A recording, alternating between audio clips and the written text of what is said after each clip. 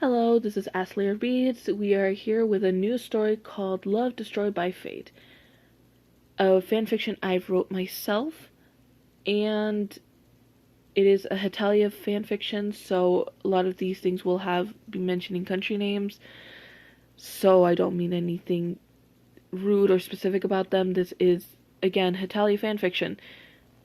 There was a lot of things with that Hetalia anime. Anyways, it will almost always be in the main character Miyuki's perspective, unless I state otherwise. This is just her past, and it is a short fan fiction. So let's get to it. It is Chapter 1, Birthday. I slowly opened my eyes, groaning as low as my little body could as I sat up in the place I woke up in. It seems the place around me was filled with tall green sticks. At least I called them that. What is this place? I said aloud to myself, standing up as soon as I began to think to myself. Who am I? What am I? What am I doing here? I went around looking for an exit to this forest I was born in.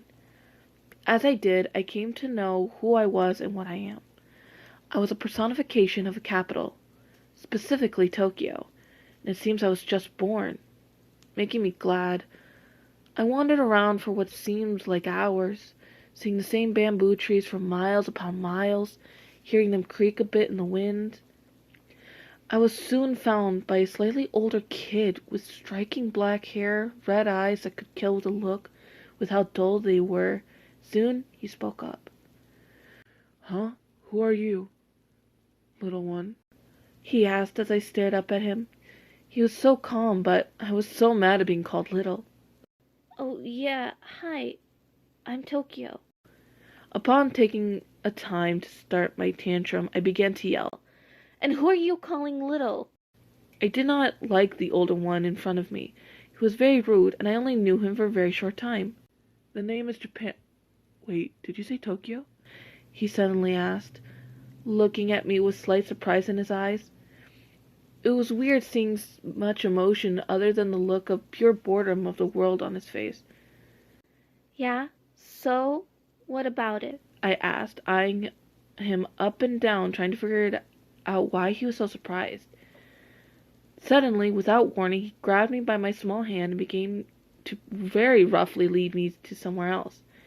Though I did not like this and began to cry. And not liking being led. No, I don't like this, I cried out, tears falling down my puffy face, falling onto my little white kid's dress, leaving behind dark circles where the tears landed. Happy birthday, little sister, he grumbled under his breath. This made me so confused. So I didn't get it, but I didn't have time to think, when suddenly a smell of food filled my nose. The very thought of food, and now the smell, made me notice I was very hungry. We went inside a big home.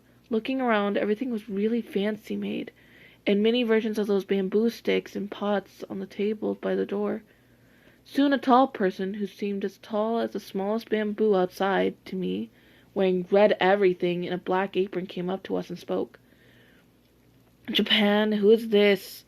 I can't believe you're doing this again I tell you over and over again, don't bring in humans for your own meals, he said, looking pointedly at Japan, pointing a ladle at his face. She isn't one of those. She is my little sister, China bastard. This is Tokyo, Japan explained as he moved me in front of him, for this China person to look at me. Today is her birthday, seeing as she suddenly appeared today. From there, I had no idea what they began to speak about. Something about other countries living with us in the house, and how I'd be the youngest, and that I need to be kept away from the older ones. For a moment, I thought that I was gonna have fun while here, seeing as how home already felt like it was full of chaos, and it seemed I was gonna find out soon enough. And that is the end of Chapter 1. I am very excited to continue this. It is still ongoing, so this will be a little bit slower. But yes, I am enjoying my own little story already, so what could happen to Miyuki, I wonder? I'll see you for the next chapter. Bye.